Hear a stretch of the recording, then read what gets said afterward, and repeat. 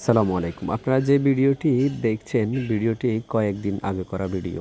আমরা হুন্ডা নিয়ে তেলের সন্ধানে বাইর হই। তেল খোঁজ করতে করতে আমরা চলে গেলাম দাগনভূঞা তেল পাম্পে।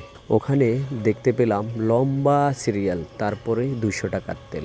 ওখান থেকে 200 টাকার তেল নিয়ে আমরা ফেনীর উদ্দেশ্যে রওনা হলাম। ফেনীতে যাওয়ার পথে কয়েকটা পাম্প খোঁজ করলাম এবং ফেনী শহরে উঠে আমরা বেশ কয়েকটা পাম্প খোঁজ করলাম। কোনো পাম্পে আমরা তেল পেলাম না। এর ভিতরে ফেনী থেকে আমরা ঢাকা রোডে চলে গেলাম কয়েক কিলোমিটার।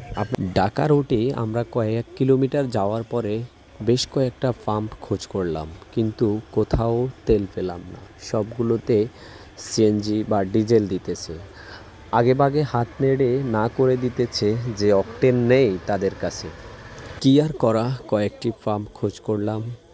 যেতে যেতে একটা জিনিস আমি ফলো করলাম, ঢাকা মহাসড়ক একদম ফাঁকা, গাড়ি ঘোড়ার চাপ নাই বললেই চলে। প্রয়োজন ব্যতীত কোনো গাড়ি রাস্তায় চলাচল করতেছে না, যানজট একদমই নাই।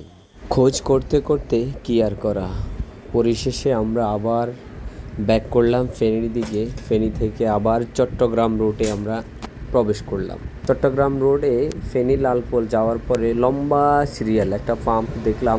সর্বশেষ ওখান থেকে মন মতো তেল নিলাম। ওই দিন আমাদের ভাগ্য ভালো ছিল।